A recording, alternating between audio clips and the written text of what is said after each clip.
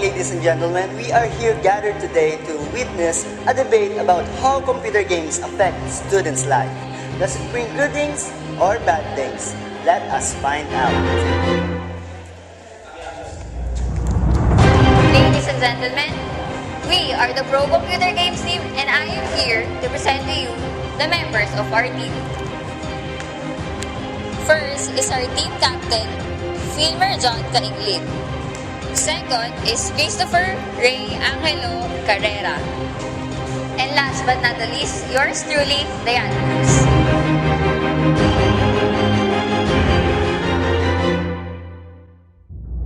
Good morning. We are the Anti-Computer Games team and I am here to present to you the members of our team. I am here to introduce to you our team captain, Rich Jan Vergara.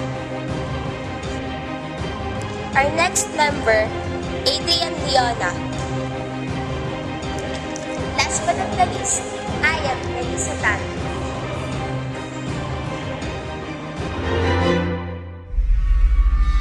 Now that the two teams have presented themselves, let us now move on to the question to be discussed. How does computer games affect the time management of students? Let us first hear what the Pro Computer Games team has to say. Good morning again, everyone. Nowadays, computer games has played a great part of success to us students. When we are reviewing for a particular subject, after that, we play computer games. This is to manage our time well so that we don't get boring after a long hour of reviews. Good morning, everyone. I beg to disagree to what you have said, Mister. But when students play computer games, especially online games, they continuously play games until their desired time. This means that their time was wasted just for a particular action. So, they still consider it as a moderation of time? Yes, based on my research, some students play for long hours to refresh their minds after a tiresome week that have passed. This doesn't affect their routines. They could still go home and do their chores. Therefore, their time is still manageable. I'm sorry, but manageable? How can you say that it is manageable? For example, a student had played for 5 long continuous hours, but there's still a lot of work to do. 5 hours is a long time, miss. He could have done a lot of work in it. Just to inform you, when you play computer games, your mind boosts and works better than usual. That's valuable, especially when playing online games. That means that you feel more responsible after your game. You can do other stuff afterwards, and you can manage your time better. When will you be responsible? After your game? After your 5-hour-long game? Do you consider it as being responsible? When in fact, playing a 5-hour-long computer game is a responsibility. I know that arcade games may boost our mind alertness, but it doesn't boost yourself to divide your time well. It's just waste your time. Thank you.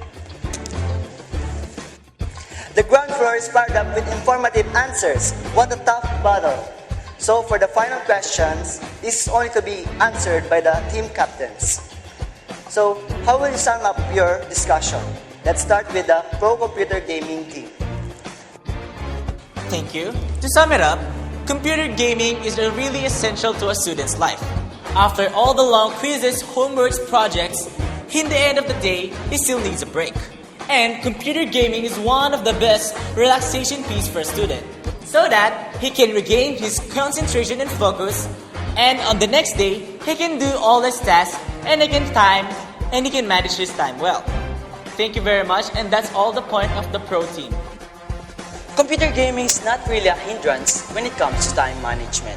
Sometimes, students just have a hard time stopping themselves from playing computer games. That oftentimes leads to poor time management.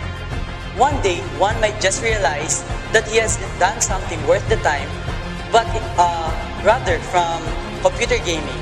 So, the bottom line is, one should always manage his time well and productively, especially when it comes to computer gaming. Thank you. So I guess this concludes our debate. I think both sides have done their great job. So, congratulations.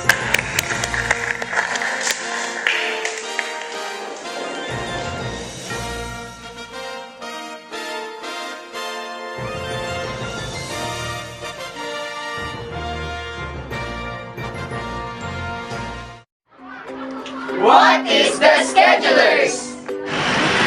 Medyo magaling yung schedule ng pasok ng mga anak ko. Kaya dapat para schedule lang yung gagawin mo. So pure love yung sa times kay whatever. Okay. Why the schedulers?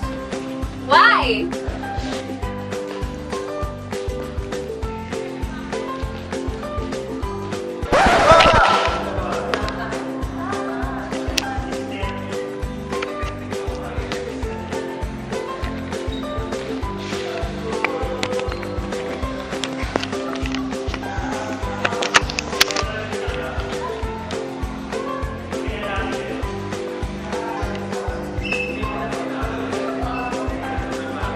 The schedulers.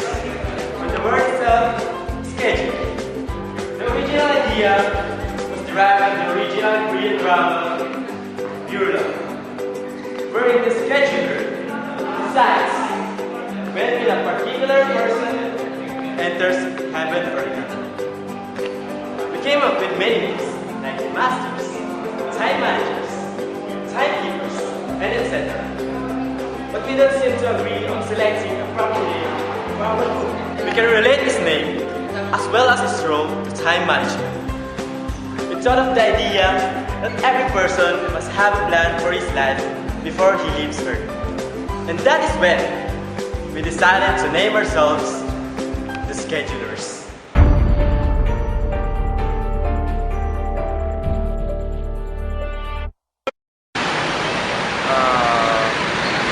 We got our scheduler.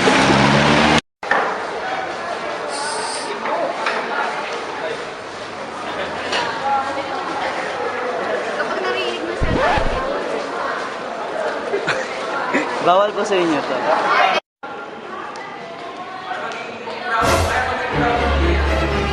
Ulit-ulit po yan. So I guess everyone here is right, and I think they all got what their point is. So, thank you. When will you be responsible? After your game? After your 5-hour long game? Okay.